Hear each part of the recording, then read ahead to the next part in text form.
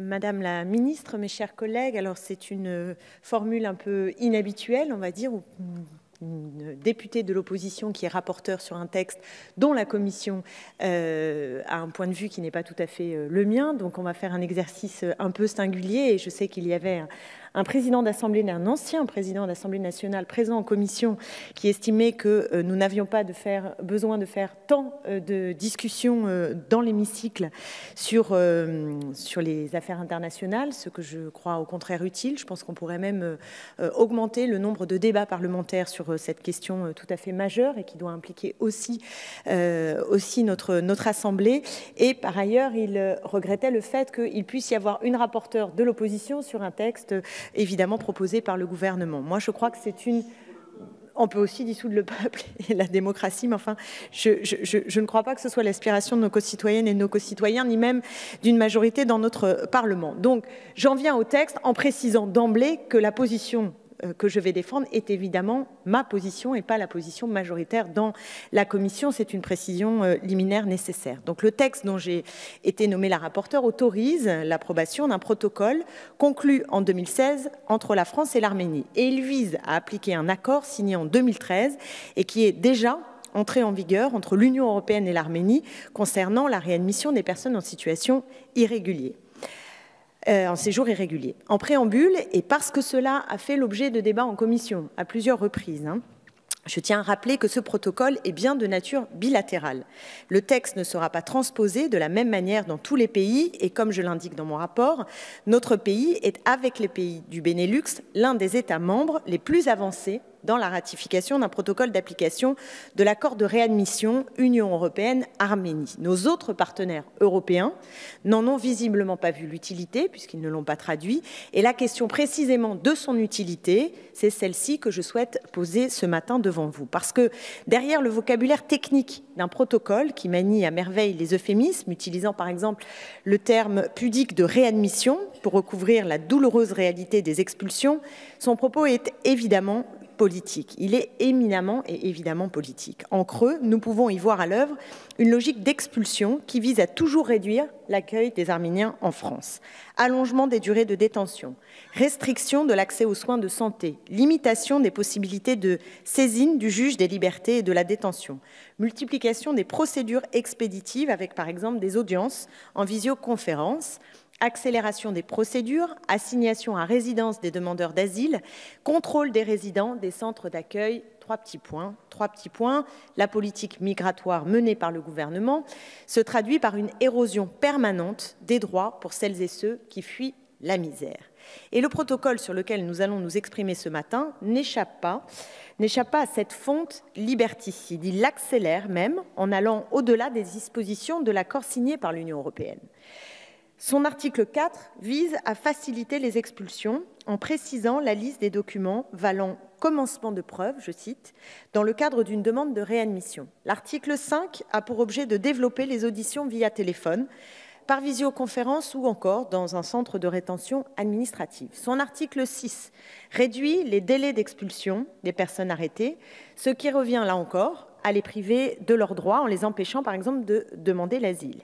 Le souci de rapidité prime ici toujours sur l'impératif d'humanité qui est inscrit pourtant dans nos valeurs et sur les frontons de nos mairies. Mais tâchons de prendre un peu de recul sur ce texte et libérons-nous un instant de ces dispositions techniques pour nous rattacher au visage qu'elles recouvrent. Car nous... Oui, je vous y invite avec grand plaisir, mais en même temps, je crois que la démocratie s'honore à avoir des visions du monde qui peuvent être contradictoires et qui se débattent. Et donc, je revendique le fait qu'en effet, il y a une cohérence d'idées dans les positions que nous tenons, mon cher collègue. Et je veux dire à quel point nous parlons bien ici de femmes et d'hommes, de destinées qui sont, qu'on le veuille ou non, inscrites dans une relation franco-arménienne d'une très grande richesse. 1,5 million de nos compatriotes ont des origines arméniennes et c'est en France que réside aujourd'hui la plus grande communauté arménienne en Europe, en dehors de la Russie. Il y a un siècle, la France s'est honorée en accueillant les Arméniens qui fuyaient le génocide et de Missak Manoukian à Charles Aznavour, d'Arsène Tchakarian à Henri Verneuil. Les Français et les Arméniens ont écrit ensemble de très belles pages de l'histoire. Et d'ailleurs, Emmanuel Macron a rendu hommage à Erevan, au sommet de la francophonie, je le cite, aux Arméniens français, ouvriers ou artistes, militants ou entrepreneurs, sportifs, résistants, commerçants ou médecins qui, par leur talent et leur énergie, ont contribué à bâtir notre pays. Mais aujourd'hui, avec ce texte, nous refermons la porte qui s'était donc ouverte. Alors que l'Arménie mène une révolution démocratique et pacifique au nom du velours, alors qu'elle mène une lutte salutaire contre la corruption tout en composant avec des équilibres géopolitiques que l'on connaît, alors qu'elle vient d'accueillir le sommet de la francophonie et que son regard est tourné vers la France et l'Europe, nous détournons le nôtre de l'Arménie. Avec ce protocole, nous refusons d'offrir le dialogue qui doit permettre aux Arméniens de sortir de leur isolement et de s'ouvrir sur le monde, ce qu'ils demandent aujourd'hui à corps et à cri. Et en 2018, il y avait un peu plus de 20 000 citoyens de la République d'Arménie en France. Les Arméniens étaient à l'origine de 2% des demandes d'asile enregistrées. 226 demandes d'asile ont été acceptées, 226 personnes qui étaient légitimes à demander l'asile, quelles que soient les conditions d'entrée sur notre territoire. Alors, est-ce qu'on peut parler de pression migratoire? Ça me paraît quand même très, très exagéré. Et du coup, on peut se demander qu'est-ce qui justifie que notre pays soit désormais l'un des pays européens les plus réticents à l'ouverture du dialogue sur les visas avec l'Arménie. Et cette présence arménienne en France commande-t-elle l'esprit de vélocité et de sévérité qui domine dans le protocole? Ce fil arménien qui tisse l'histoire de notre pays, souhaitons-nous vraiment le couper? J'avoue que je ne comprends absolument pas l'urgence, la nécessité de durcir les conditions d'accueil dans un moment où, au contraire, le pays s'ouvre et où le nombre d'Arméniens qui viennent est dans un nombre particulièrement faible, ne constituant aucunement la menace d'un potentiel déferlement. Il y a quelques mois, j'étais ici devant ce pupitre pour intervenir sur la ratification d'un accord appelant à la libre circulation des marchandises et des capitaux entre l'Arménie et l'Union européenne. Et aujourd'hui, j'interviens sur un texte visant à réduire la libre circulation des femmes et des hommes.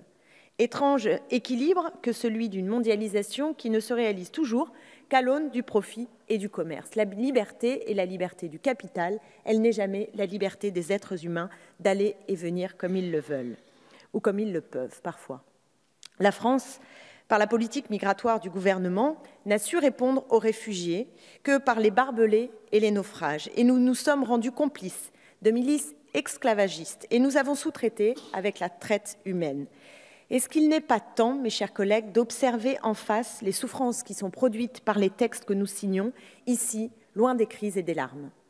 Le 31 décembre 2019, alors que le président de la République nous faisait part de ses vœux pour l'année 2020, un décret paraissait au journal officiel pour restreindre l'accès aux soins des demandeurs d'asile. Chacun des pas que nous faisons dans cette direction nous éloigne de nos fondamentaux, de la Déclaration universelle des droits de l'homme et du citoyen, qui est aujourd'hui à maille à partir avec ce qu'on pourrait appeler les droits humains et les libertés. Nous nous éloignons de ces fondamentaux qui ont fait la force et, je dirais, les belles heures de notre pays et nous fait piétiner les droits tout aussi fondamentaux des réfugiés. Je vous invite donc à changer de cap en votant contre ce protocole et je pense que sincèrement, si nous échappons à cette espèce de folle course à l'abaissement des droits et à l'augmentation sans cesse de la paperasserie, des difficultés, des contraintes pour pouvoir accéder à la libre circulation et à des droits et libertés, alors je pense en effet que nous nous éloignons des fondamentaux de notre pays. Et franchement, regardez notre pays du point de vue des droits et libertés, je vous assure, Madame la Ministre, la vue y est bien plus belle. Je vous remercie. Merci, Madame la rapporteure.